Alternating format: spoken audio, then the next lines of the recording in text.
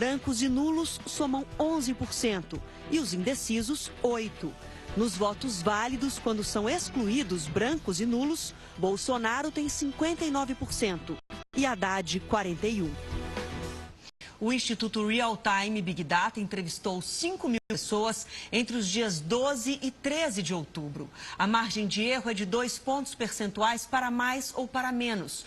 E o nível de confiança é de 95%. A pesquisa está registrada no TSE.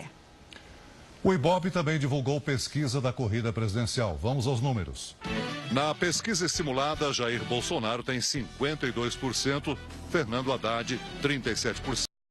Brancos e nulos somam 9% e 2% não sabem ou não responderam. Na pesquisa dos votos válidos, sem os brancos e indecisos, Bolsonaro tem 59% e Haddad 41%. Na pesquisa feita pelo Ibope, foram ouvidas 2.506 pessoas entre os dias 13 e 14 de outubro. A pesquisa tem margem de erro de 2 pontos percentuais, para mais ou para menos, com nível de confiança de 95% e está registrada no TSE. Uma outra pesquisa mostra como está a disputa presidencial no estado de São Paulo.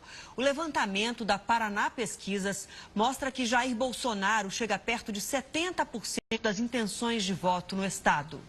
Na pesquisa do Instituto Paraná, em parceria com a Jovem Pan, Jair Bolsonaro aparece com 59,1% das intenções de voto em São Paulo. Fernando Haddad tem 25,5%. Brancos e nulos somam 10,2% e os indecisos são 5,2%. Nos votos válidos, Bolsonaro aparece com 69,9%, contra 30,1% de Haddad. A pesquisa foi feita durante os dias 10 a 14 de outubro e ouviu 2.002 pessoas. A margem de erro é de 2 pontos percentuais para mais ou para menos, com nível de confiança de 95%. Esta pesquisa também está registrada no TSE. Veja agora os compromissos de campanha dos candidatos à presidência. Jair Bolsonaro, do PSL, visitou um batalhão de elite da polícia do Rio de Janeiro. Jair Bolsonaro saiu de casa às 10h30 da manhã. O destino era o bairro de Laranjeiras, na Zona Sul, onde fica o Batalhão de Operações Especiais da PM, o BOP.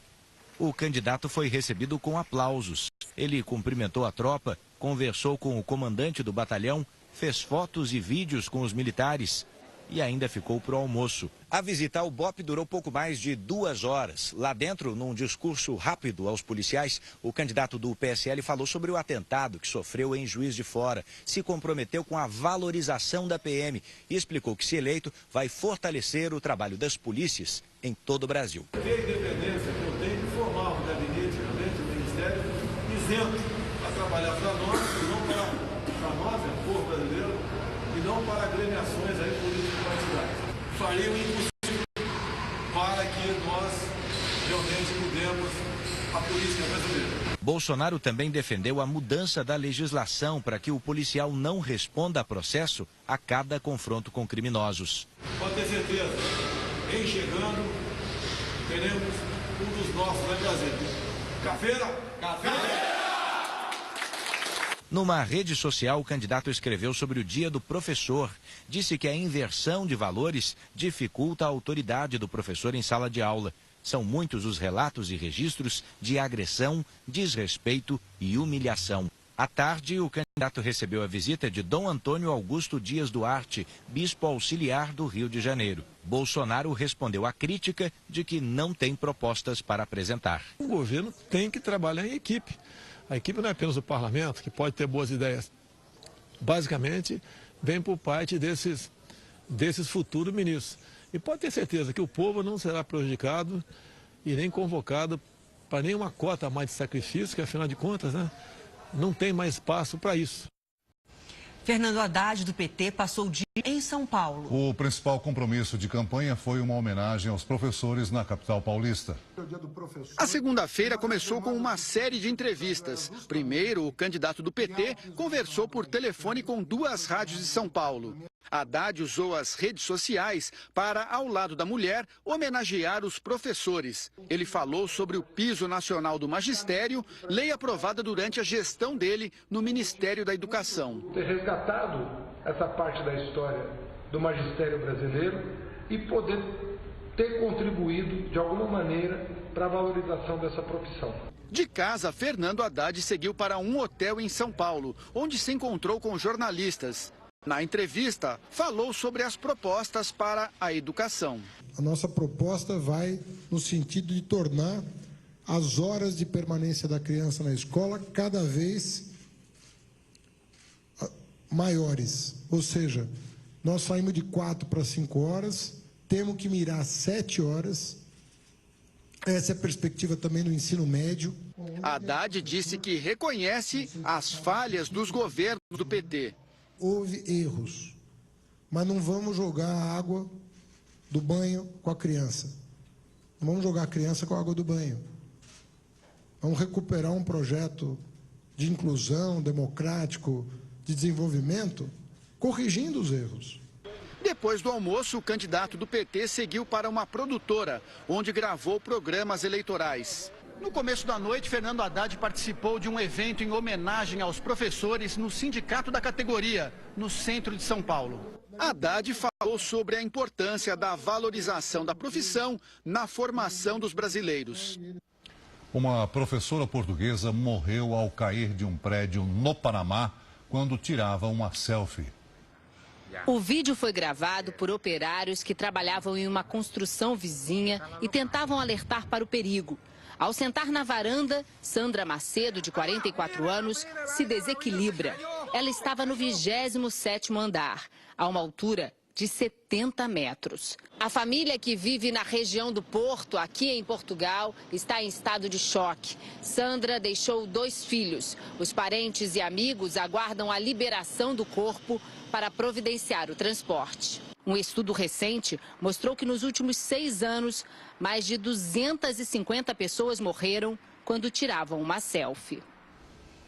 A ONU estima que desde que a crise na Venezuela se agravou, 2 milhões de pessoas deixaram o país em direção a outros países sul-americanos. A Venezuela tem petróleo, mas vive uma situação de falência.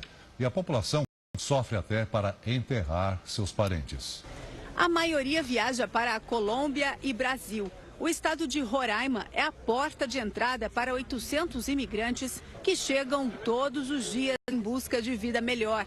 Segundo o FMI, o Fundo Monetário Internacional, a inflação nesse ano chegará aos 1.300.000%.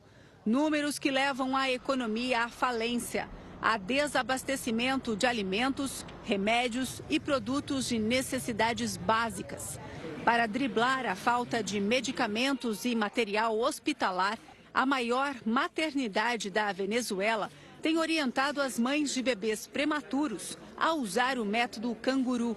Dessa forma, as incubadoras ficam para os recém-nascidos em estado crítico. As pessoas não têm dinheiro, as pessoas não têm emprego, pequenos empresários, até grandes empresários, não têm incentivo para atuar na economia, né? Aí o governo também não tem como garantir os serviços. A crise na Venezuela trouxe um grave problema para as famílias mais pobres. A população não tem dinheiro para o funeral dos parentes. A solução para muitos é enterrar os mortos em covas abertas nos quintais das casas. A situação do país levou protestos para as ruas de manifestantes contra o presidente Nicolás Maduro, que nega o êxodo dos venezuelanos. Segundo esse cientista político, o governo se isolou e ficou refém de um único produto. O petróleo. O preço do barril do petróleo ele é dado internacionalmente. E o preço do barril do petróleo de uns anos para cá despencou. Então a população sangra por isso.